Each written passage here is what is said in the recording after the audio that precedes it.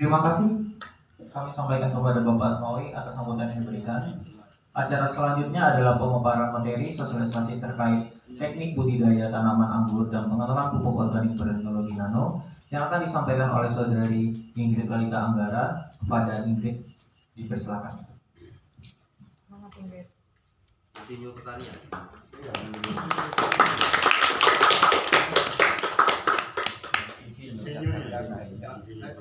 Sih kali ini bisa dikit. Ya.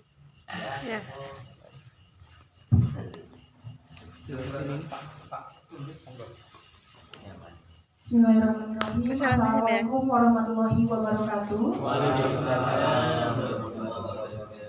Selamat malam, salam sejahtera bagi kita semua. Yang terhormat Bapak Ugi selaku Kepala Desa Sebaung, yang saya hormati para tokoh masyarakat Desa Sebaung, khususnya perwakilan dari BUMDes, Komunitas Alam Hijau, dan juga dari Karang Taruna, serta rekan-rekan MMD Kelompok 42 yang berbahagia.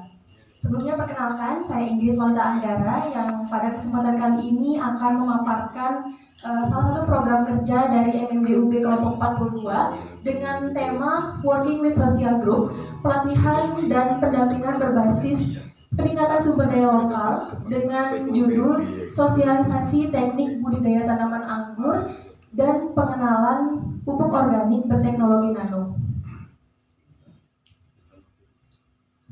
Bapak-bapak sekalian, kita ketahui bahwasanya tanaman anggur ini merupakan salah satu komoditi unggulan di Indonesia yang memiliki nilai ekonomis yang sangat tinggi.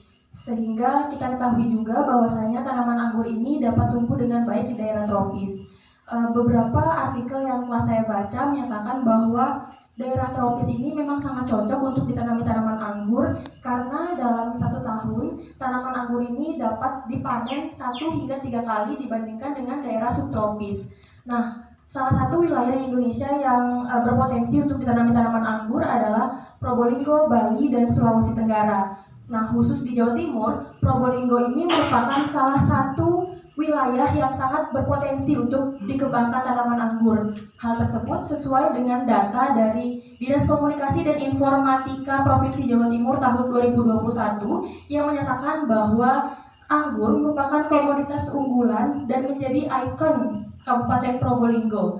Namun untuk saat ini produksi anggur di Kabupaten Probolinggo ini kian menyusut karena sebagian besar petaninya itu masih kurang tepat dalam teknik budidaya tanaman anggur itu sendiri, mulai dari penanaman hingga panen maupun pasca panen, sehingga berdampak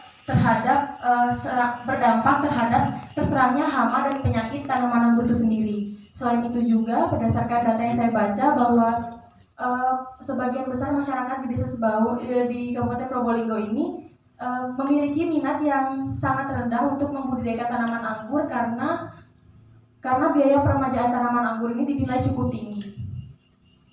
Nah, oleh karena itu, berdasarkan problematika terkait rendahnya produksi tanaman anggur ini perlu untuk diatasi guna mengembalikan citra positif Kabupaten Probolinggo sebagai sentra produksi anggur terbaik di Jawa Timur. Oleh karena itu, kehadiran kami di sini yaitu untuk membantu bapak-bapak sekalian dalam menerapkan teknik budidaya tanaman anggur yang baik dan benar, mulai dari syarat tumbuh, kemudian pengelolaan lahan, penanaman, pemeliharaan, pengendalian hama dan penyakit tanaman, serta saat pemanenan.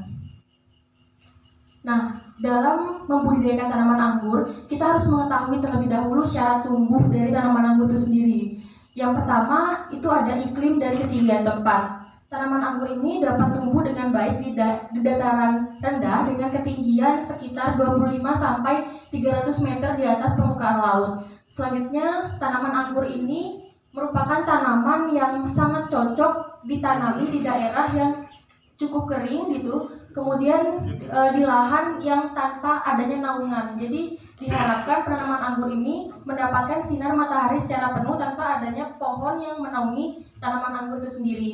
Kemudian curah hujan optimum maksimal yang cocok untuk tanaman anggur ini yaitu berkisar 800 mm per tahun, serta suhu di siang hari berkisar 31 derajat Celcius dan suhu rata-rata maksimal sekitar 23 derajat Celcius dengan kelembapan udara berkisar 75 sampai 80%. Nah, Selain itu, syarat tumbuhnya itu ada media tanam. Kita harus memperhatikan media tanam yang baik untuk tanaman anggur, yang dimana tanaman anggur ini sangat baik tumbuh di tanah lempung berpasir. Kita harus mengkomposisikan media tanam itu diantaranya ada sekam bakar, tanah gembur, dan kompos dengan perbandingan 2:1:1. Jadi yang 2 itu adalah sekam bakarnya, satunya itu tanah gembur, dan yang satunya lagi itu kompos. Kemudian sebelum melakukan penanaman, kita harus mengecek terlebih dahulu pH tanah itu sendiri, yang dimana derajat kemasaman tanah ini berpengaruh terhadap pertumbuhan tanaman anggur. pH tanah yang cocok untuk tanaman anggur itu berkisar 6-7. Jika pH tanahnya masam atau 6 ke bawah, itu dapat menimbulkan keracunan pada tanaman anggur sehingga nanti berdampak pada adanya serangan hama dan penyakit tanaman. Kemudian syarat tumbuh selanjutnya adalah pemilihan benih atau bibit tanaman anggur. Kita harus mengetahui terlebih dahulu terkait varietas dari tanaman anggur itu harus berlabel dan jelas asal usulnya itu dari mana. Kemudian umur benih itu harus dipilih berkisar 3-4 bulan. Jadi di atas 4 bulan itu sangat baik bibit yang akan ditanam karena semakin